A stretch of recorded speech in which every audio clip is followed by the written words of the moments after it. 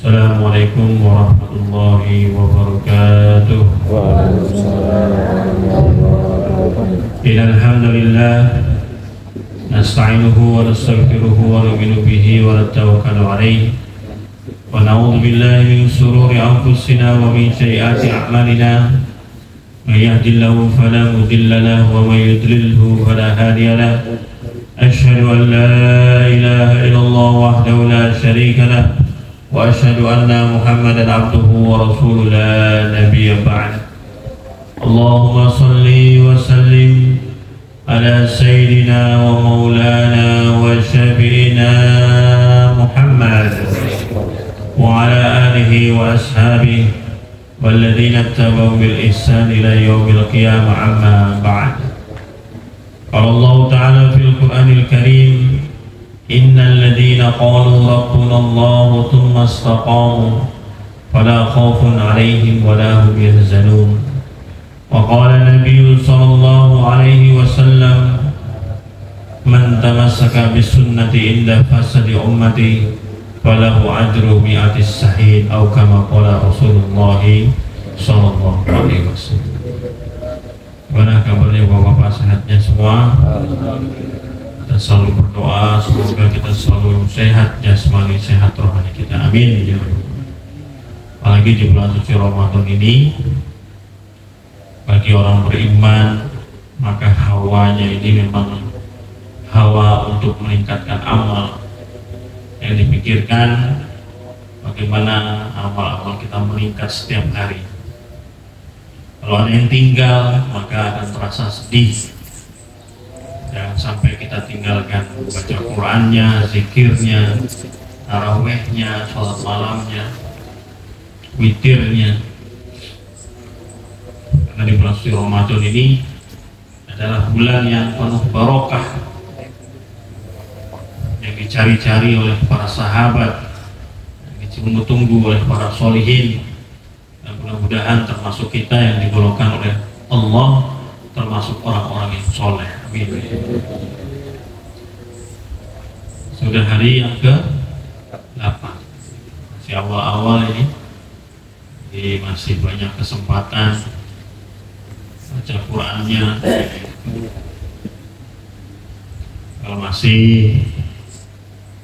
belum dimulai, yang masih beberapa juz, ditingkatkan lagi, luang-luang waktu banyak untuk Quran. Kita teruskan yang kemarin, ini ada sunnah yang kelima, yaitu makan sahur bersama-sama atau berjamaah. Sunnah berkumpul untuk makan sahur bersama, sebagaimana hadis dari sahabat Zaid bin Sabit radhiyallahu anhu di atas. Tasyaharna ma'a Rasulillah sallallahu alaihi wasallam summa qumna ila shalah. Kami pernah makan sahur bersama baginda Nabi Muhammad sallallahu alaihi wasallam. Setelah itu kami melaksanakan sholat. Hadis riwayat Bukhari Muslim. Selain itu terdapat keberkahan dalam menyantap makanan bersama-sama. Di dalam sebuah hadis dikatakan, ahabbut ta'am ilallah maka surat alaihil aidi. Makanan yang paling disukai Allah adalah makanan yang banyak tangannya, yang ikut makan lu banyak di dalamnya. Hadis riwayat Abu Ya'la, Ibnu Hibban, At-Tabrani dan Al-Baihaqi. Semakin banyak, kata ulama, semakin banyak tangan semakin barokah. Berjamaah, dan berjamaah itu tidak harus satu nampan gitu terus bersama-sama, tidak harus begitu, tetapi juga bisa berjamaah, kita makan berjamaah walaupun satu piring. Tapi lebih baik, afdolnya satu tempat berjamaah, sehingga dapat tadi itu semakin banyak tangan di situ, semakin barokah. Makanan dua, kata Nabi, untuk 2 orang kalau berjamaah cukup untuk 4 orang. Kalau makanan untuk 4 orang karena berjamaah, maka cukup untuk 8 orang. Ini keberkahan jamaah. Ya Allah, ma'al jamaah, termasuk makan pun disunahkan berjamaah, masuk makan sahur. Jadi kita usahakan makan itu berjamaah, terutama dengan keluarga kita. bukan bulan puasa. Ini kalau nggak berjamaah ya kurang barokah. Bapaknya makan kapan, ibunya makan kapan, anaknya makan kapan. Jadi nggak pernah ketemu, nggak pernah musyawarah, tidak pernah berpikir sama-sama. Bahkan nggak pernah nanya anaknya sudah ngaji sampai mana. Nanti giliran anaknya nakal, baru salah apa saya? Banyak salahnya kita. Mereka bukan hanya perlu keperluan jasmani, tapi yang mereka perlukan, yang sangat-sangat mereka perlukan adalah bagaimana rohani mereka, mengenalkan mereka pada Allah, pada Rasulullah. Waktunya kapan? Ya itu Pak, makan ya Pak. Nggak bisa setiap makan, minimal malam hari. Kalau nggak makan malam hari ya makan sore misalnya. Kumpul semuanya di situ. Biasanya orang-orang soleh, guru-guru kita kalau sudah kumpul makan sambil ngobrol. Sampai mana tadi belajar? Kamu ngaji sampai mana? Musyawarah sambil makan. Kalau enggak ya udah, atau keluarga tapi nafsi-nafsi. Sepertinya satu keluarga tapi nafsi-nafsi. Apalagi adanya handphone sekarang, kayaknya ngumpul satu ruang tamu. Kumpul semua, tapi sibuk dengan HP masing-masing. Yang bapaknya ketawa-ketawa sendiri, yang ibunya juga begitu, yang anaknya sibuk main game. Padahal kumpul. Beda dengan kita waktu masih kecil dulu ya, memang betul-betul kumpul ya ngobrol. Kalau puasa begini ya, kalaupun main pun main, biasanya kalau pagi itu ya jogging-joggingan gitu kalau dulu kan. Habis sholat subuh jalan, habis itu main karambol, habis itu main monopoli. Sekarang udah nggak ada itu, jarang. Sekarang sibuknya olahraga jempol, jempolnya doang yang digerak. Begitu ditanya, gimana ini?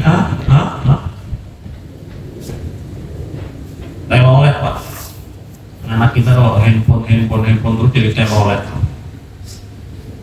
Tanya, karena teknologi itu 11-12 dengan sihir. Jadi begitu dia fokus dengan itu, dia itu lagi kena sihir. Kalau ditanya koneknya lama, alhamdulillah, bahkan banyak yang sebab handphone, maka otaknya kekurangan, jadi kurang baik. Maka kita biasakan makan berjamaah sebagaimana orang-orang tua kita dulu kumpulkan kita. Bahkan kalau makan di bawah, tidak harus di meja makan, ini lebih baik. Baginda Rasulullah SAW ditawarkan mau jadi nabi yang raja atau jadi nabi yang hamba. Allah menawarkan kepada baginda Rasulullah SAW. Maka Rasulullah menengok ke malaikat Jibril. Istilahnya nanya, pilih yang mana nih? Maka malaikat Jibril memberitahukan, tawadhu ya Rasulullah, tawadhu ya Rasulullah, rendahkan diri. Maka beliau memilih, saya pilih menjadi nabi yang hamba. Maka cara makannya pun cara makan menghamba. Cara makan menghamba yaitu pakai tangan, tidak pakai sendok. Kalau sendok tuh makannya para raja-raja. Apakah boleh? Boleh Pak, boleh. Mubah hukumnya, boleh. Boleh. Tetapi tetap yang paling aman, yang paling tahu kebersihan sesuatu itu ya tangan kita sendiri. Kalau sendok kan wallah alam, nih sendok bekas di mana, dipakai di mana. Kan sendok-sendok kita ya belum tentu sendok ditaruh tempat sendok cicak mampir ke sendok, dijilat-jilatin sama cicak, nggak tahu. Tapi kalau tangan ini kemana kita, kemana dia, tahu betul kita kebersihannya ya makan pakai tangan. Banyak lagi lah sunnahnya. Kemudian membersihkan sela-sela gigi setelah sahur, ini juga penting. Apalagi Apalagi kita yang sudah mulai 40 tahun, 50 tahun ini kan giginya udah mulai pada oglek ya. Harus dibawa ke tempat dokter gigi Umar. Mana Pak Umar? Sama Pak dokter gigi Umar. Nah ini setelah sahur jangan sampai lalai untuk membersihkan sela-sela giginya. Baginda Nabi SAW bersabda, "Takhallalu fa innahu nadzafatun. Wa nadzafatun tad'u ilal iman wal iman ma'a sahibihi fil jannah." Sela-selailah gigi kalian, kata Nabi. Karena itu adalah bagian dari kebersihan. Kebersihan akan menghantarkan kepada iman, dan iman beserta orang yang beriman ada di dalam surga. Hadis riwayat Tabrani. Jadi menyela-nyela gigimu termasuk daripada kebersihan, dan kebersihan menghantarkan orang kepada iman.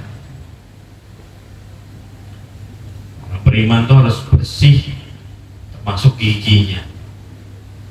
Kita kalau ngeliat orang giginya nggak bersih kan bad mood juga Pak yang lihat. Apalagi kalau lagi makan berjamaah, kok lawan teman kita berjamaah giginya ada di sela-sela nggak enak, waduh itu jadi turun nafsu kita. Ada juga orang yang kalau kita makan berjamaah yang nggak suka kalau kita makan, kalau kata orang Jawa apa, kecap gitu. Seru banget, makannya seru bener, Masya Allah. Atau ada orang yang nggak bisa kalau dengar kita makan, langsung nggak nafsu tuh makan dia. Ini akhlak kita jangan begitu depan orang. Lagi makan berjamaah dijaga. Ya kenyang tadi jangan langsung aja. Waduh, orang lagi di setengah makan ya nggak tahan itu bisa berhenti Pak. Nah orang-orang kan beda-beda. Tadi lagi puasa, salah satu anjurannya baginda Rasulullah SAW menyela-nyelai makan. Makanya benar kalau udah imsak. Tadi saya sampai sini sebelum imsak baru buka, baru mau menghidupkan lampu. Ternyata di sini ada Pak ya, imsak. Dengeran, Masya Allah. Itu bagus karena tadi ada sempat nyela-nyela gigi, ada sempat sikat gigi.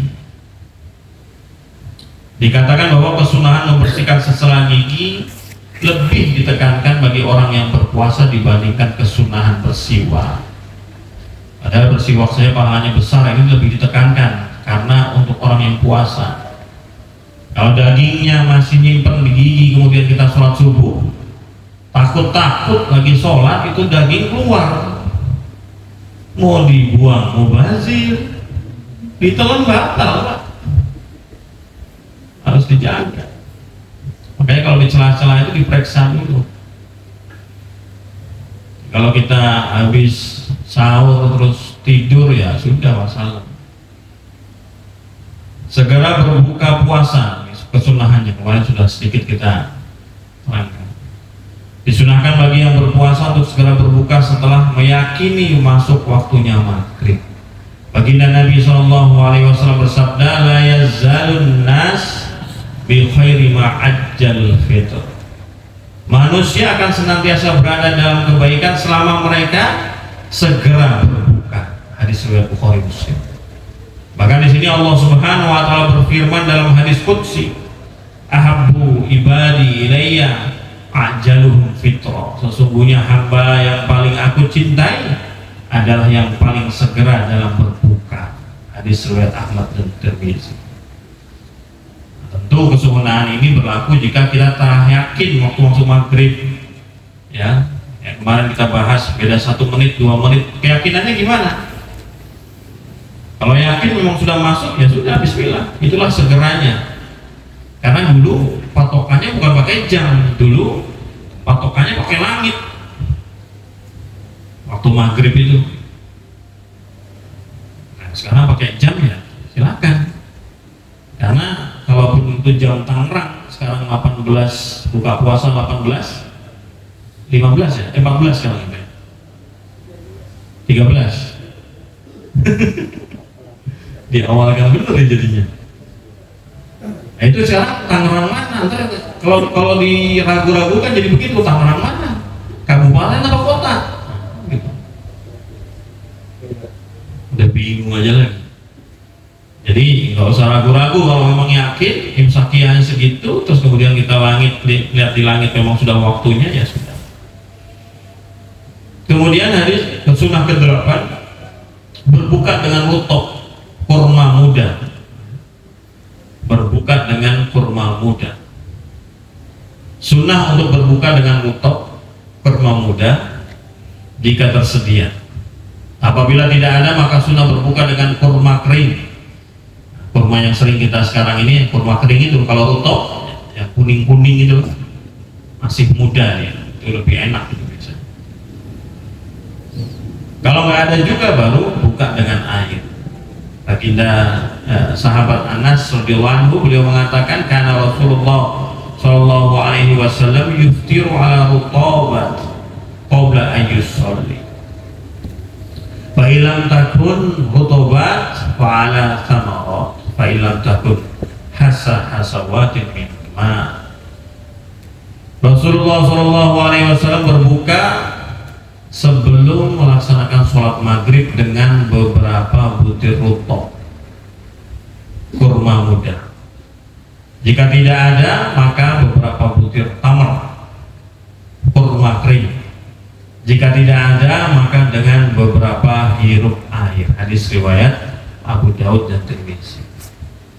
Baginda Nabi SAW juga bersabda, inna aftar ahadukum fal yuftiru ala tamrin fa innahu barakah fa ilam yajid tamron fal ma'u fa innahu tahur.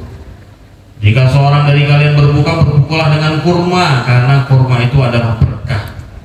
Jika tidak mendapatkan kurma, berbukalah dengan air, sebab air itu suci dan mensucikan. Hadis riwayat Abu Daud dan Tirmidzi. Penting nih kita siapkan kurma, menghidupkan sunnah kurma di rumah kita, dan untuk kesehatan sangat bagus.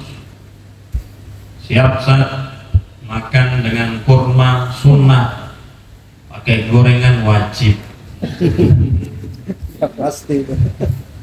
Iya Pak, saya sampai waktu di Pakistan tuh nggak ada gorengan. Allahu Akbar. Sakau habis. Gorengan memang luar biasa. Dibilang orang nggak sehat, tetap aja disikat. Dari kecil saya sudah begitu kan. Gorengan, campur lontong, campur sambal kacang, udah. Mertua lewat, nggak kelihatan itu Pak. Lewat. Ya Indonesia. Diapain lagi Indonesia? Tempe di sini kayaknya nggak berlaku. Wah, kalau di luar negeri nyari itu tempe, susah dicari tempe. Paling tidak sebelum makan yang lain kita makan kurma. Habis kurma beberapa biji gitu, kemudian ya minum air putih. Habis itu kalau bisa sholat maghrib. Jadi agak tenang dulu maksudnya perutnya, supaya agak sehat lah. Tapi ya prakteknya kalau kita ya tetap aja di depannya kita sudah apa saja tersedia. Apalagi kalau sebelumnya kita ngabuburit, wah sudah. Namanya orang lapar ngeliat makanan berjejer, apa aja dibeli. Udah lapar, duit ada, yang ini enak, yang itu enak, udah. Ini yang bikin tarawih kadang-kadang nggak kusuk karena kolak nunggu di rumah. Sunnah ke-9, sungguh-sungguh menyiapkan yang halal. Ini penting sekali. Sebagian orang soleh berkata, jika engkau berpuasa perhatikan makan berbukamu, makanan haram adalah racun yang dapat membinasakan agama. Baginda Nabi SAW bersabda, man fatara shaiman ala ta'am wa syarabin min halal sholat alaihi malaikatu fi sa'ati syahri Ramadan wa sholat Jibril alaihi salam fil lailatul qadar. Siapa yang mendirikan makanan dan minuman bagi yang berbuka puasa dari yang halal, maka malaikat akan bersolawat untuknya di setiap saat pada bulan Ramadan. Ini penting berbagi untuk buka puasa, dan kita harus pastikan dengan rezeki yang halal. Maka fadilahnya malaikat akan bersolawat untuk dia setiap saat pada bulan Ramadan. Dan malaikat Jibril, ini pemimpin para malaikat ya, malaikat Jibril akan bersolawat untuknya secara khusus di malam Lailatul Qadar. Hadis riwayat Tabrani. Dalam riwayat lain dikatakan wasafahahu Jibril Lailatul Qadri, dan malaikat Jibril akan bermusafahah, menjabat tangannya pada malam Lailatul Qadar. Orang kalau sudah dijabat tangan sama Jibril, kita nggak ngerasa. Itu ruhnya, rohaninya, cahaya mukanya, wah sudah rohaninya meningkat langsung.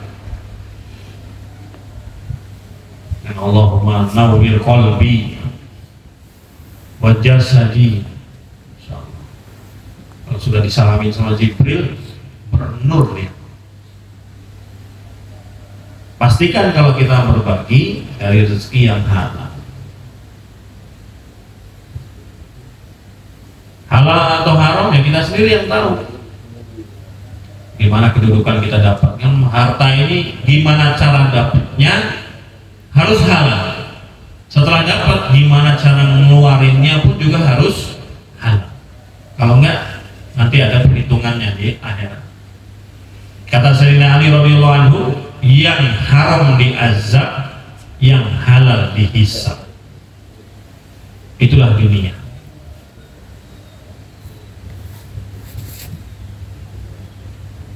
Jadi halal aja dihisab. Termasuk harta-harta yang tidak dihisab apa? Harta-harta yang digunakan untuk agama. Makanya salah satu caranya ulama-ulama anjurkan apapun yang kita beli, apapun yang kita pakai, niatkan untuk agama. Buat rumah, buat apa Pak? Ya untuk agama, nanti bisa buat yasinan, tahlilan.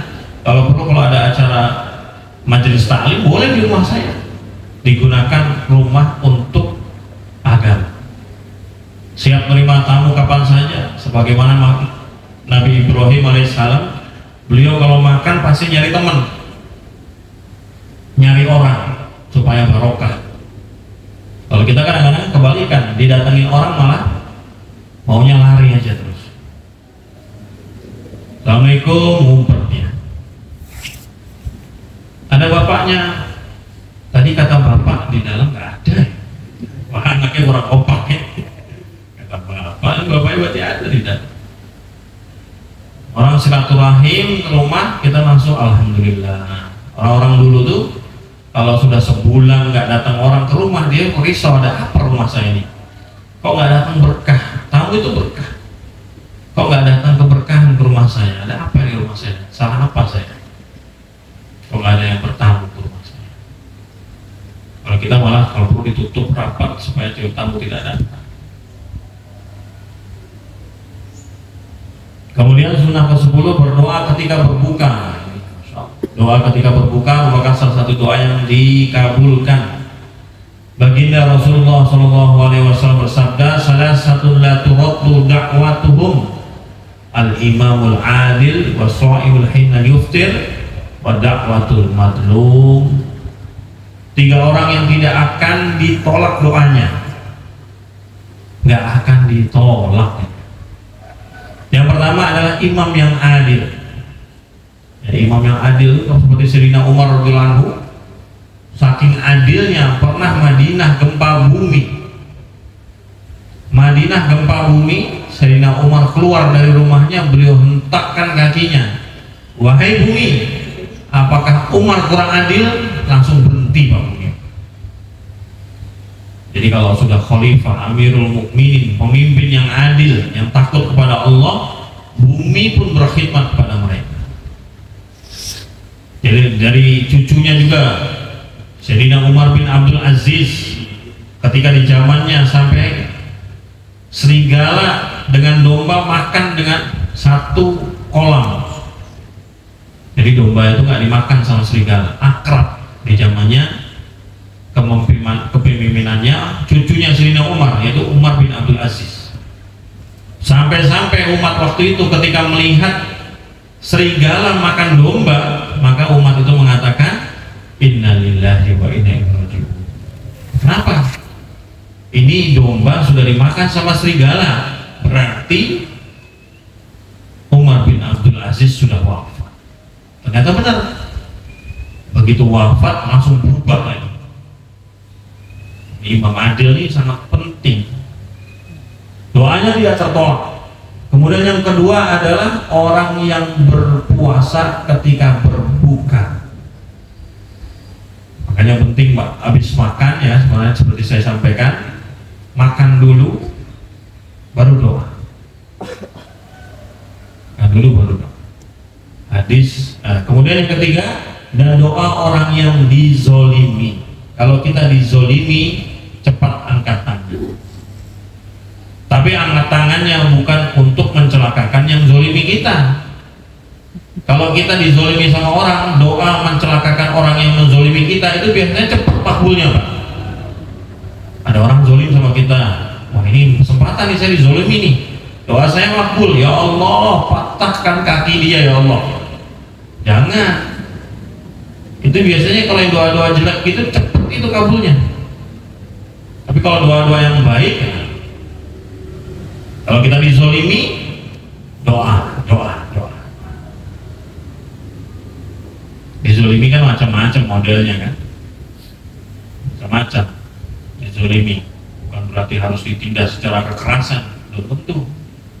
Dizolimi kadang kita tidak didengar, padahal kita punya pikiran-pikiran yang bagus, tapi ketika kita didengar pun kita juga harus istighfar.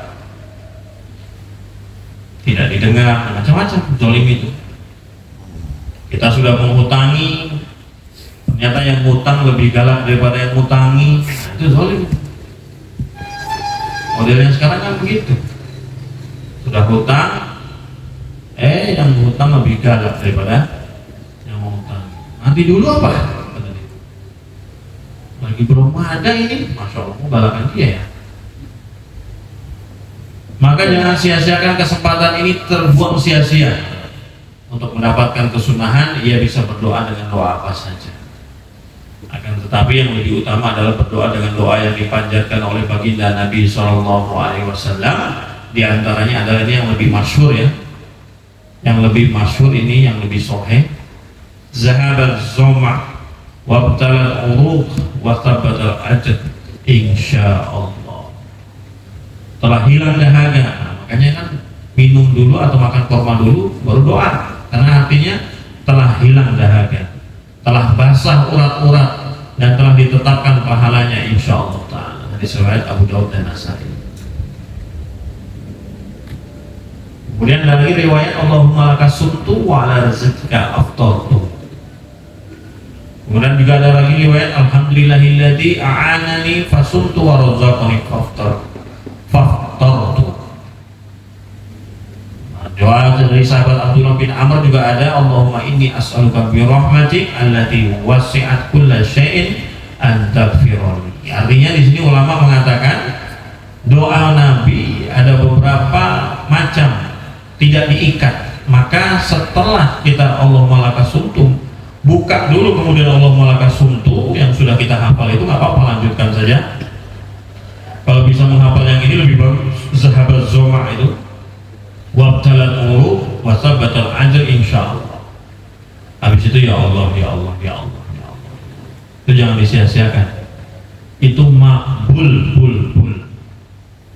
Tidak ada penghalang antara dia dengan Allah. Tapi ya gimana? Lapar. Memang puasa itu cari lapar, Pak. Ya orang Arab kalau makan kambing itu memang cari bau kambingnya. Kalau kita kan, wah ini jago masaknya nih, kenapa? Nggak bau kambingnya. Kalau orang Arab makan kambing justru cari bau kambingnya itu. Nah kita ini puasa, jangan pas buka puasa jadi buas begitu. Semua disikat. Tapi kita belajar ya memang puasa cari lapar. Kalau bukan lapar bukan puasa namanya. Setahun juga cuma sekali. Maka kata ulama, bagaimana dulu sahabat pertama kali mendapatkan perintah puasa di bulan suci Ramadan? Belum pernah puasa, tiba-tiba suruh puasa 1 bulan. Berat sahabat itu. Tapi tetap sampai awal. Nah, awal-awal ini pun juga masih sebagian kita yang masih berat, apalagi yang masih aktivitas yang lain, masih kerja, masih sekolah, Insya Allah. Tapi memang puasa itu ya cari lapar itu.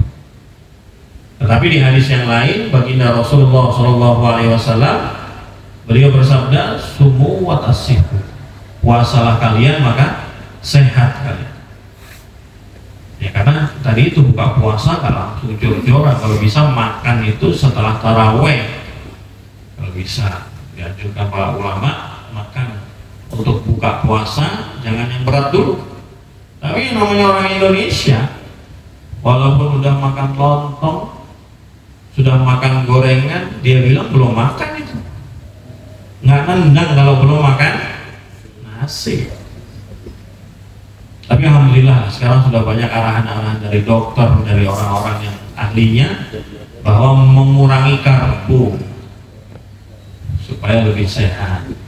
Mendingan makan protein, makan telur, nasinya didikitkan, dan itu lebih baiknya makannya setelah tarawih.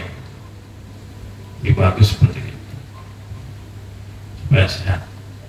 Memberi makanan berbuka bagi yang berpuasa, disunahkan untuk menyediakan makanan berbuka bagi yang berpuasa. Sahabat Zaid bin Khalid Al-Juhani radhiyallahu anhu meriwayatkan baginda Nabi SAW bersabda, man fatara sha'iman kana lahu mislu ajri ghairu annahu la yanqusu min ajri sha'imin syai'an. Siapa yang memberikan makanan berbuka bagi orang yang berpuasa, maka ia akan mendapatkan pahala seperti pahala yang orang berpuasa itu tanpa mengurangi sedikit pun pahalanya. Hadis riwayat Tirmidzi dan Nasai. Para ulama mengatakan pahala itu didapatkan walaupun dengan hanya memberikan makanan sedikit untuk orang yang berbuka puasa. Namun lebih sempurna lagi jika ia memberikan makanan yang dapat mengenyangkannya. Berbagi ini penting. Kalau kita ngasih makan orang 10 ya dapat pahala 10-10-nya itu tanpa mengurangi pahala orang yang puasa itu. Jadi memang borong pahala betul bulan Ramadan ini. Di dalam hadis dikatakan bahwa Rasulullah SAW bersabda, siapa yang menyediakan makanan berbuka untuk orang yang berpuasa di dalamnya, yaitu bulan Ramadan, maka itu akan menjadi penghapus dosa-dosanya dan pembebasan dari api neraka. Ia akan mendapatkan pahala seperti pahala orang yang berpuasa itu tanpa mengurangi sedikit pun pahalanya. Para sahabat bertanya kepada Nabi, tidak semua dari kita mampu memberikan makanan untuk orang yang berpuasa. Maka baginda Nabi SAW bersabda, Allah memberikan pahala ini bagi orang yang menyediakan makanan berbuka untuk orang yang berpuasa, walaupun hanya dengan sebutir kurma, seteguk air, atau sehisap susu. Ini penting, nggak harus banyak, penting kita ada berpikir berbagi gitu. Yang penting kita ada berpikir, jangan nunggu kaya baru sodakoh, tapi sodakoh terus sampai kaya kan gitu. Jangan udah kaya nanti baru sodakoh, jangan, tapi sodakoh terus sampai kaya. Walaupun nggak kaya tetap sodakoh. Kaya nggak kaya itu sudah ada tulisannya. Alhamdulillah. Nah, inilah sunnah-sunnah yang sudah kita bacakan. Semoga selama bulan suci Ramadan kita senantiasa terus waktunya dijaga. Wajib, tidak ada pilihan ya, namanya fardu. Kita utamakan juga, selain fardu kita amalkan sunnah-sunnahnya, sehingga harapan kita Allah ridho kepada kita. Karena apa? Karena mengamalkan sunnah kekasihnya. Kalau kita ini mengamalkan sunnah itu sebenarnya merayu Allah supaya meridhoi saya. Kenapa? Karena saya mengamalkan perkara-perkara yang dulu diamalkan sama kekasih Allah, yaitu baginda Nabi Muhammad SAW. Itu hakikatnya sunnah begitu. Kalau Allah sudah ridho, selesai sudah. Kalau Allah sudah ridho, ya sudah selesai. Yang penting Allah ridho. Wallahu a'lam. Monggo silakan yang tanya. Di luar babul nggak apa-apa. Oke, yang mana nih? Enggak, Pak Haji. Sunahnya berbuka puasa itu mendahulukan makan kurma dulu atau minum dulu? Urutannya kalau ada kurma dulu, baru habis itu minum. Kalau bisa pun minum juga minum air hangat. Kalau kita kan es ya, esnya es campur, es campur pakai sirup lagi, sirup pakai kental manis lagi. Itu bukan susu Pak ya, itu bukan susu, itu kental manis, itu bukan susu. Iya, jadi lebih bagus air hangat. Ada kurma dulu baru air. Karena lagi puasa itu lagi panas, perut lagi panas.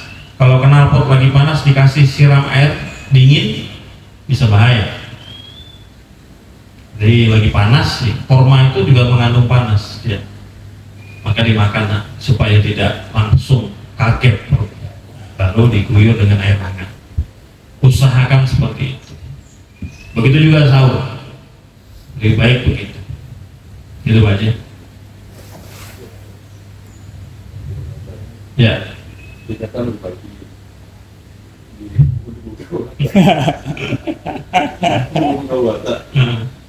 itu semua banyak beda. Masalah itu dia nggak makan yang kita kasih bawa pulang. Itu gimana? Nggak boleh kalau nggak diizinin bawa pulang. Ya itu begitu kan. Musim begitu gini bawa pulang. Ya kalau diizinkan silakan. Ya kalau diizinkan. Kalau diizinkan bahkan disuruh ya lebih bagus. Karena memang daripada mubazir kan. Tapi kalau bisa dimakan ya. Karena memang biasanya kalau sudah makan berjamaah itu kan yang disiapkan kan banyak. Nah, sekarang yang makan nggak banyak. Bahkan yang makan kalau makan malam misalnya ya nggak banyak yang makan malam. Jadinya nggak makan dibawa pulang nanti makan sama yang lain. Nggak apa-apa kan. Kalau nggak puasa dia ikut puasa. Banyak sih. Pertanyaannya apanya nih? Orang yang nggak puasanya apa? Oh pahalanya. Ya, kita kan ngasihnya untuk yang puasa ya gitu kan. Ya kalau pahalanya yang seperti tadi itu memang khusus untuk orang yang puasa. Kita memberi makanan untuk orang yang puasa. Kalau ketika orang yang tidak puasa kemudian ikut makan, ya dapat pahala sedekah. Tapi yang tadi itu khusus memang untuk memberikan makanan untuk yang puasa. Tapi kan yang nggak puasa ikut makan ya nggak apa-apa. Jangan difilter pula nanti lagi buka puasa siapa yang tidak puasa? Silahkan keluar ya, jangan juga kasihan. Apalagi ada wanita yang uzur, boleh aja dia makan di luar atau mungkin non muslim, ya kan? Ditanya itu anak kecil, kapan kamu paling banyak berbuat dosa? Ketika saya makan buka puasa di masjid. Loh, kenapa dosa? Karena saya Kristen Pak. Bercandaan aja. Artinya apa? Ya kita welcome aja kalau mereka mau ikut makan bersama, silahkan. Mudah-mudahan dengan makan yang kita kasih itu dapat hidayah. Ya, Pak Egi. Kalau misalkan ada orang yang tidak berpuasa karena uzur gitu ya, kapan dia harus cukup mengganti saja di hari lain, di bulan yang lain, kapan dia juga harus membayar fidyah gitu. Karena misalkan tukang atau orang yang kerjanya berat, atau misalkan wanita yang mungkin lagi hamil atau menyusui dan lain-lain, kapan dia cukup mengganti saja dengan bulan lain, atau kapan dia juga harus membayar fidyah? Ya, kalau orang puasa ketika Syawal, makanya kan sebenarnya sudah saya sampaikan tuh ya, lebaran yang besar itu kan lebaran Idul Adha karena lebarannya panjang 4 hari. Kalau Idul Fitri itu lebarannya pendek, cuma 1 Syawal itu aja, 2 Syawal sudah boleh puasa lagi, bahkan sunnah, maka boleh langsung bayar itu, langsung bayar puasanya silakan.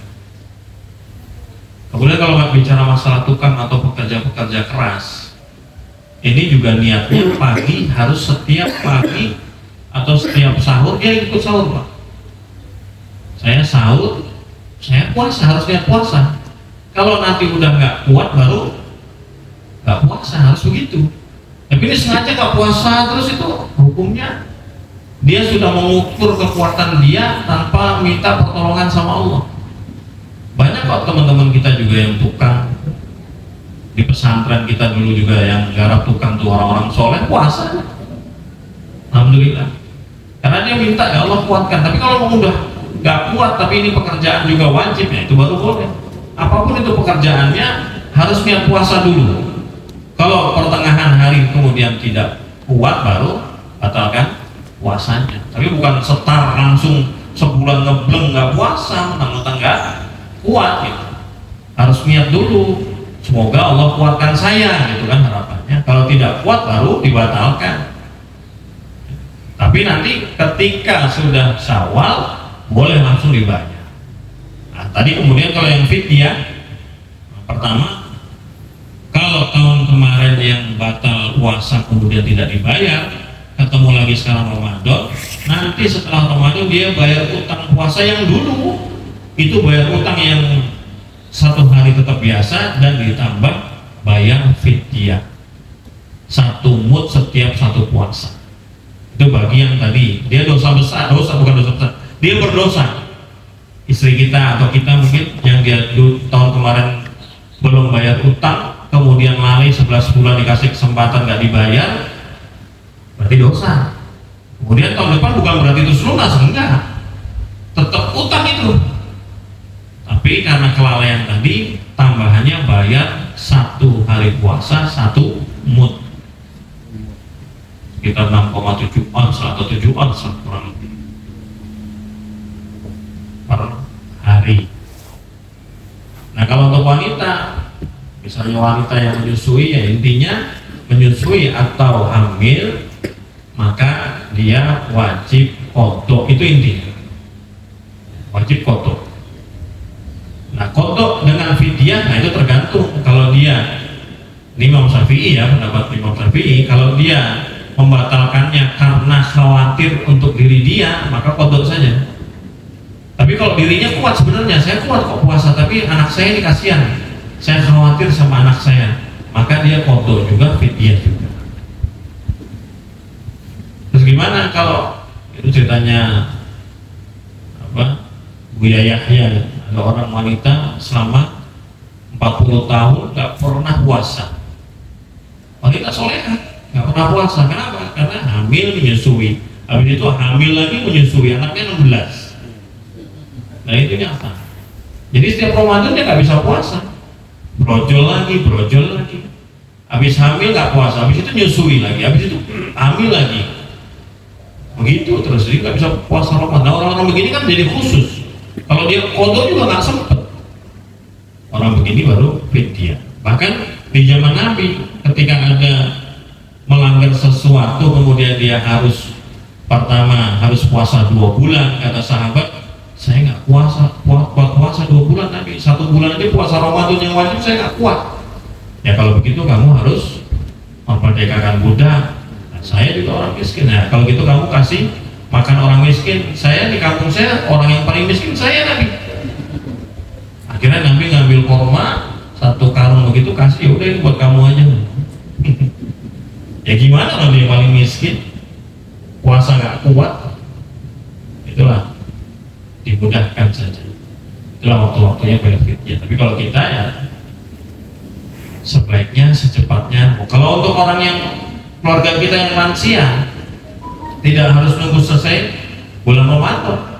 Kalau memang dia sakit, kalau orang tua kan memang sakitnya bisa dibilang ya sakit tua ya. Namanya sakit tua tuh istilahnya bukan nggak bisa sembuh, cuma sesembuh-sembuhnya orang tua kan ya sudah tua.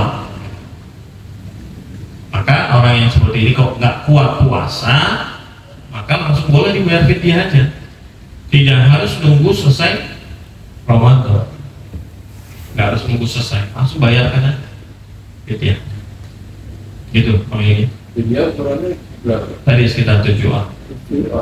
Berupa mata atau boleh mentah. Ada juga pendapat kalau Ustaz Abdul Somad dengan Ustaz Adi Hidayat itu ya, ulama-ulama sekarang ya sebenarnya makan 1 bungkus gitu, makan beras sama lauknya lengkap, ya 1 orang. waktu sahur itu imsak atau azan subuh? Azan subuh. Imsak itu kemarin saya bilang lampu kuning. Lampu kuning. Tapi sebenarnya bukan azan subuh, tapi waktu subuh. Nah, walaupun Pak Sulis belum azan, tapi sudah masuk. Iya. Pak Sulis belum azan. Tadi jangan antum kerja sama Pak Sulis kan? Kacau cincang. Pak ini baru bangun Pak, tahan kan? Ya sahur dulu sepiring. Batasnya itu masuk waktu sholat subuh, bukan azan subuh. Masuk waktu sholat subuh. Kapan ya? Sesuai jam sekarang udah canggih. Kalau dulu kan terbitnya fajar shodiq. Kalau fajar khazid itu cahayanya ke atas, itu belum masuk. Kalau fajar shodiq ya itu dari bawah ya, terus dari bawah terang. Kalau udah terang itu sudah fajar shodiq, itu sudah habis waktu. Imsak itu ada di negara kita doakan. Ya, nggak ada. Memang di Indonesia, dan itu termasuk kelebihan ulama-ulama kita memang. Dan itu kemarin sudah saya bacakan ya, belum kemarin. Ada dalilnya, karena Nabi tidak makan lagi selama 50, membaca 50 ayat, kurang lebih sekitar 15 menit. Kalau kita biasanya imsak itu 10 menit. 10 menit. Ya itu lebih bagus karena lampu kuning. Tapi kalau kau baru bangun ya nggak apa-apa makan. Batasnya sampai waktu sholat subuh. Ya. Bulan puasa Ramadan ini kan kita sudah puasa, zakat juga, yang sudah haji juga kan. Apakah semua itu kita sudah bisa dikategorikan orang bertakwa? Itu yang pertama. Yang kedua mungkin agak lain ya. Iya. Lain dari ini. Oh, lain dari Bapak. Ya. Ini non Muslim. Satu keluarga Muslim, non Muslim. Terus karena dia sang suami dapat hidayah. Terus dia jadi Muslim. Apakah dia zina? Kan kalau kita kan beda agama zina. Iya. Nah, itu kondisinya itu tadinya non Muslim terus sang suami jadi Muslim. Istrinya belum. Kan kayaknya seperti Nabi apa itu ya. Istrinya nggak mau. Ini Dr. Richard ini kayaknya. Dr. Richard baru Islam sama Bang Dery. Baru login. Baru login. Ya. Ada yang pertama bertakwa. Ya kalau untuk ukuran takwa memang sama kayak ikhlas, yang nilai hanya Allah. Tapi kan takwa itu kan menjalankan semua perintah Allah dan menjauhi larangan. Yang sering saya sampaikan juga, kalau yang berat itu justru menjauhi larangannya. Jadi bisa sempurna dijadikan orang takwa. Menjadi orang takwa bukan hanya melakukan perintahnya, tetapi juga harus disempurnakan dengan menjauhi larangannya. Bahkan ulama, kalau kita ingin meningkat makom kita, andaikan kita lagi rajin menjalankan perintah penting sunnah terus, yang wajib, kemudian yang kiri ini yang kita punya kebiasaan buruk meninggalkan yang dilarang sama Allah pelan-pelan. Kalau boleh memilih antara menghidupkan sunnah setelah wajib sudah sempurna, terus mau naik lagi mengamalkan sunnah, kalau boleh memilih antara mengamalkan sunnah atau meninggalkan maksiat, lebih baik tinggalkan maksiat dulu. Walaupun yang lebih bagus juga sunnah jalan juga, tinggalkan maksiat. Jadi kita harus juga coba di list apa kebiasaan buruk kita yang masih ada di dalam diri kita. Coba di list, itu tinggalin Pak. Punya target setiap tahun tinggalin. Ya harus dipaksakan memang. Harus dipaksakan. Apa kebiasaan buruk saya? Ini. Nah takwa itu harus begitu. Ya maaf, misalnya masih riba, harus tinggalkan. Tahun depan pokoknya lunas riba saya nggak mau riba lagi gitu.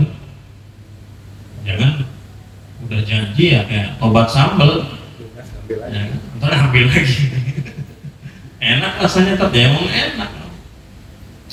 Masya Allah. Terus misalnya mata masih belum dijaga ya, kita nggak akan bisa mendapatkan kenikmatan sholat kalau kita tidak bisa menjaga mata kita. Mata ini masya Allah, ini koneknya langsung ke hati mata. Makanya apa? Dari mata jatuh ke hati. Ya itulah termasuk salah satu kebiasaan-kebiasaan buruk. Kita lihat semua Pak ya. Dalam diri kita ini masing-masing Pak, kebiasaan buruknya ada macam-macam. Ada yang sukanya dalam hal perempuan, ada yang suka dalam hal ini, dalam suka macam-macam. Itu pelan-pelan. Nggak ada yang suci, kita nggak ada yang suci. Semua punya keburukan. Tetapi semua manusia pasti pernah berbuat salah. Tapi kesalahan itu kita jadikan buat tobat kepada Allah Subhanahu Wa Taala. Karena kata ulama, surga diciptakan termasuk untuk pendosa, tapi pendosa yang selalu kembali kepada Allah. Bahkan neraka diciptakan untuk orang yang beramal, tapi orang yang beramal bukan karena Allah. Jadi beramalnya juga harus karena Allah. Pendosa cepat tobat gitu aja. Jadi kalau pengen jadi takwa ya berusaha terus sampai kapan? Sampai Allah katakan waktunya pulang. Innalillahi wa inna ilaihi. Selagi masih hidup, masih berjuang untuk takwa. Gitu Pak ya. Jadi takarannya memang ya sampai mati. Kalau kita kejeblos itu manusia. Manusia gimana? Tobat itu kan penawar dosa, itu kan racun. Jadi makan racun ada penawarnya tobat. Tapi kan bukan berarti karena ada penawar terus minum racun. Jadi harus kita bijaksana. Takwa itu memang seperti itu. Ada lagi? Ya. Itu yang Richard. Iya benar. Benar Richard ini kalau secara fikih ya, kalau misalnya dia sama istri jadi berzina. Tapi kan ada istilah fikih dakwah. Kalau kita bilang begitu ke dia, mungkin antara Ustaz Felix Siau kan sekarang yang pegang sama Bang Dery itu, ya mungkin pertimbangan mereka ya baru ini yang masuk, masa kita mau larang gitu. Kalau kita terangkan jawabannya, mereka baru masuk Islam, terus mau dijabarkan keseluruhan kan nggak bisa juga. Tak keluar lagi, logout lagi, iya, baru logout dia nanti. Ini harus Islamisnya, kalau nggak berzina, wah bingung dia, baru mau seneng gitu kan. Udah diancam-ancam. Jadi Islam tuh sampai Homer pun dulu kan perintahnya meninggalkan Homer sampai 3 kali ayat tuh, pelan-pelan, nggak langsung. Karena orang Arab minum Homer kayak minum air putih. Minum Homer itu mabuk, nggak selalu mabuk mereka. Minum Homer kayak biasa, kayak orang di Eropa minum biasa. Untuk ninggalin itu, masya Allah berat, 3 kali tahap. Begitu juga orang-orang apalagi yang baru login, suruh pisah sama bininya, nggak mau dia. Berarti tunggu dulu gitu. Tunggu hidayah. Hidayah. Kita doakan lah supaya istrinya cepat ngikut ya. Amin. Dan ternyata Dr. Richard kan udah 2 tahun yang lalu masuk Islamnya kan. Dia sudah masuk Islamnya 2 tahun yang lalu, tapi dieksposnya baru sekarang. Insya Allah. Saya biasanya Ramadan ini minimal sekali saya main ke rumah Bang Dery. Saya dekat sama beliau. Dulu waktu di Temboro tuh beliau kalau ke Temboro nginepnya di rumah saya. Udah kayak abang saya. Di Cibubur rumahnya. Ya, kita doakanlah supaya dapat hidayah sehingga satu keluarga semua bisa dibimbing menurut syariat Islam. Amin. Tapi kalau secara fikih memang begitu. Tapi kan secara orang tuh kalau dipukul rata semua harus fikihnya begitu ya nggak bisa. Nggak bisa. Kayak orang pakai tato, secara hukum harus dihapus Pak tatonya, nggak sah sholatnya. Nah, secara hukum begitu ya. Tapi ya gimana kalau dia di laser semua, badan penuh tato, apalagi tatonya di mata, buta dia, di laser matanya, nggak bisa kan. Nah, secara fikih ini kadang-kadang ada fikih dakwah. Dakwahnya bagaimana? Ngajak orang dulu, baru nanti kita terangkan syariat. Makanya waktu saya main ke Baduy Baduy itu ngobrol sama orang-orang Baduy, masya Allah, kok mereka malah ngamalkan syariat Islam, ya, ramah, baik, tapi yang belum Islam. Ya mungkin dulu dakwahnya para ulama yang ke situ baru la ilaha illallah, tapi belum Muhammadur Rasulullah. Yakinnya kepada Tuhan yang Maha Esa mereka luar biasa orang Baduy, tapi belum mengamalkan Muhammadur Rasulullah. Oh, kalau yakin sama Allahnya, sama Tuhan ya mereka, sama yang menciptakan alam, itu luar biasa. Tapi dengan cara mereka, belum dengan cara Rasulullah. Maka mereka taat kan, setiap setahun sekali kasih ini kan, ke bupati. Masih taat mereka sampai sekarang. Itu Amirul Mukminin. Jadi mereka orang-orang yang diisolasi di Baduy itu memang untuk tidak keluar. Tapi mungkin dakwahnya syekh dulu sampai situ belum lengkap, mungkin begitu pas saya ngobrol. Allah a'lam. Ada lagi?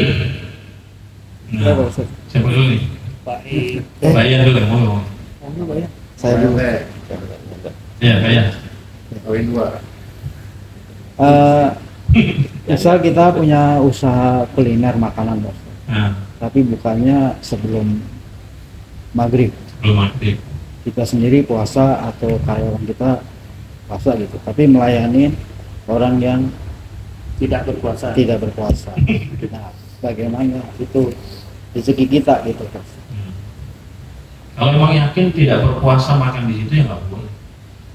Tapi kalau kita buka sore, kemudian ada yang beli, ya mungkin dia buat buka puasa. Kalau dia dibawa pulang ya, take away misalnya kan. Tapi kalau yang buka dengan hordeng setengah itu, ya itu jelas nggak boleh. Menyediakan puasa. Nggak boleh. Itu kemarin saya sebarkan tuh di Pakistan, orang-orang yang berbuka, yang nggak puasa di tengah di tempat umum, itu digebukin sama polisi Pakistan, digebukin pakai rotan-rotan gede. Nah, anak muda yang nggak puasa, yang terang-terangan ya. Di Malaysia pun juga wanita-wanita yang uzur pun, yang haid juga nggak sembarangan makan di umum gitu. Jadi memang menghormatinya. Sekarang kan dibalik, malah orang puasa yang harus toleransi sama yang nggak puasa. Itu balik. Dari Malaysia yang negara-negara Islam ya enggak. Memang ini waktunya yang dihargai sekarang bulan ini adalah orang yang puasa. Harusnya, bukan orang yang puasa malah mentoleransi yang tidak puasa. Harusnya begitu. Tapi kalau kita menyiapkan untuk itu ya ikut dosa lah kita. Ikut dosa. Tapi kalau masih dia bawa bungkus, kita memang persiapkan dia mungkin buat pulang, mungkin buat istrinya yang tidak puasa. Jadi nggak menerima dine in gitu ya tadi. Iya. Lainnya bungkus doang gitu. Bungkus doang. Kecuali sudah azan maghrib. Kalau makan di situ ya untuk buka puasa. Rumah makan Padang banyak nih. Iya. Warteg tuh. Mungkin tidak menerima dine-in sebelum jam. Oh. Oke. Tegas, harus tegas memang. Kalau ya namanya cari rezeki kan cari yang berkah. Kalau begitu ya nanti jadi nggak berkah, menyiapkan makanan untuk yang nggak puasa. Kemarin saya habis khutbah Jumat di Pondok Aren tuh naik motor, masya Allah, di pinggir kali itu. Ya, tapi jatuh. Ya Allah, gimana umat, perlu kita doakan lah supaya semua sadar. Kadang-kadang kita pun dulu kan juga seperti mereka. Nah, sekarang kita sudah dikasih hidayah, ya kita doakan mereka supaya mereka juga dapat hidayah. Karena kalau tanpa hidayah dari Allah, kayak mau kita marahin juga nggak bakal bisa. Kalau sudah dikasih hidayah sama Allah, insya Allah dia sadar sendiri. Ya bawa jadi tukang ojek, kemudian terus dikit-dikit aus ya nggak puasa pula. Cari nafkah jadi alasan untuk tidak berpuasa jadinya. Agama ini mudah, tapi jangan dimudah-mudahkan. Itu Pak ya. Kalau bisa ya jangan buka kuliah jam segitu. Ya Pak, lanjut. Nyambung itu tadi Pak, masalah fidyah. Hanya udah ada yang bayar di awal bulan Ramadan. Itu seandainya di tengah jalan innalillahi misalnya kan, itu untuk kan dihitung hari itu. Itu dia bayar full ya? Bayar full 1 bulan. Itu untuk pengurus panitia itu menyampaikannya itu gimana? Untuk terhadap yang udah bayar fidyah, atau kita pembagiannya terhadap kapan mau bisa disalurkan gitu? Ya memang ahli warisnya itu kan masih ada, kalau bisa sampaikan. Ya ternyata puasanya baru 15 Ramadan tapi sudah berangkat kan. Ya harusnya panitia langsung sampaikan ke beliau. Kalau yang kasihkan ikhlas sudah apa lah, selebihnya jadi sedekah ya. Tapi kalau kita yang sebagai panitia ya harus ingatkan, karena nanti kan bercampur jadinya. Siapa tahu dia lagi butuhin juga kan ahli warisnya duit. Gitu, misalnya duitnya sekian atau berapa berasnya. Ternyata ahli warisnya juga membutuhkan dengan kelebihan itu ya harus kita kembalikan. Karena dia ternyata sudah meninggal, kan dia harus bayarnya ketika dia nggak puasa, tapi boleh dibayar awal. Untuk penyalurannya nanti kapan-kapannya itu bareng sama zakat atau? Nggak apa-apa, sodako kan itu kan selebihnya berarti sodako. Nah, sodako kan kalau memang fidyah kan sebenarnya untuk fakir dan miskin ya, terutama. Kalau untuk sodako ya kan bebas, campur saja nggak apa-apa. Sebenarnya kalau zakat ini kan kalau itu fidyah ya. Kalaupun zakat juga kan sebenarnya tidak harus disampaikan ini zakat mal saya. Kalau kita mau kasih ke orang-orang yang mungkin kita nggak enak, kalau itu kita bilang zakat boleh, nggak apa-apa. Tidak harus diuploadkan begitu sebenarnya. Kita sendiri niat itu sudah cukup. Tapi kalau fidyah tadi dia meninggal duluan ya sebaiknya bermusyawarah dengan ahli waris. Bahkan zakat mal pun boleh bisa dicicil Pak. Kalau Bapak yang rezekinya berlebih, yang memang setiap tahun itu ada zakat mal, sudah ada takarannya, setiap tahun ini saya rata-rata zakat mal 5 juta misalnya, supaya tidak berat, ulama ada yang membolehkan dicicil. Jadi misalnya di masjid atau lagi ada orang yang butuh bantuan, Bapak kasih sejuta itu dihitung aja supaya tidak memberatkan ketika nanti sudah waktu nisabnya, waktu haulnya 1 tahun. Dan ada ulama yang boleh. Tapi ini bagi orang-orang yang memang sudah istiqomah, dia setiap tahun selalu zakat mal. Tapi kalau yang nggak istiqomah ya nggak usah. Kadang zakat, kadang enggak. Karena hartanya kan muter. Ada orang kaya tapi nggak wajib zakat karena hartanya muter terus. Karena yang namanya zakat mal itu ya harus 1 tahun dan 1 nisab, sudah nisab. Kalau belum 1 tahun ya nggak, muter terus, makanya ini nggak usah, nggak wajib zakat, sedekah aja, infak dan lain-lain. Cukup? Ada lagi? Iya, boleh. Terus yang terakhir, penyaluran fidyah tadi atau harus segera mungkin atau bareng-bareng dengan kumpul dengan kalau langsung juga boleh. Sebenarnya kan kalau fidyah itu mau langsung ke fakir miskin, nggak harus ke panitia kan boleh. Langsung dia, misalnya kerabat, fidyah, bayar fidyah. Misalnya kita kan lebih bagus sebenarnya ke kerabat ya. Kadang-kadang ponakan yang nggak mampu, ya mungkin kasih kerabat kita lebih dekat, yang langsung gitu lebih bagus. Tapi kalau memang ragu-ragu atau mungkin keluarga kita nggak ada yang susah, ya baru ke panitia. Dan itu langsung tadi diserahkan gitu nggak apa-apa, tidak harus digabungkan. Tapi kalau panitia kan supaya memudahkan, akhirnya digabungkan. Nggak apa-apa juga. Yang bagus itu langsung aja ya. Langsung aja. Langsung ke yang bersangkutan. Nah, karena dari panitia. ya, karena panitia ini kan sebenarnya hanya membantu. Kalau kita sudah ada tahu orang-orang yang memang itu pantas kita kasih, justru kita membantu panitia jadinya, tidak merepotkan panitia.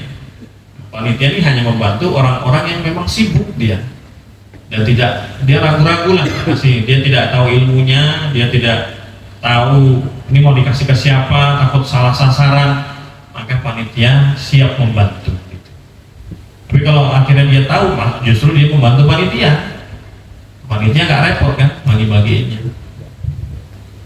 Ada lagi Pak? Kalau zakat fitrah kalau bulan puasa kita bayar bisa. Zakat fitrah Afdolnya nanti. Nanti ya Gus. Kita kalau waktu ini kita mau Iya sih. itu wajib. Ya nggak wajib lah. Kalau kita meninggal sebelum malamnya itu nggak wajib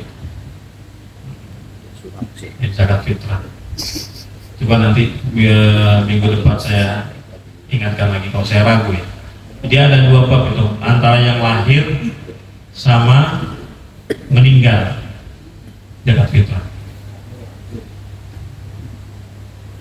Tapi dia afdolnya nanti sampai ya malam takbiran itulah afdolnya. Tapi dibayar dari awal juga bisa. Dan zakat fitrah kalau menurut mazhab Imam Syafi'i ya memang beras, makanan pokok. Kalau mazhab Hanafi boleh dengan uang.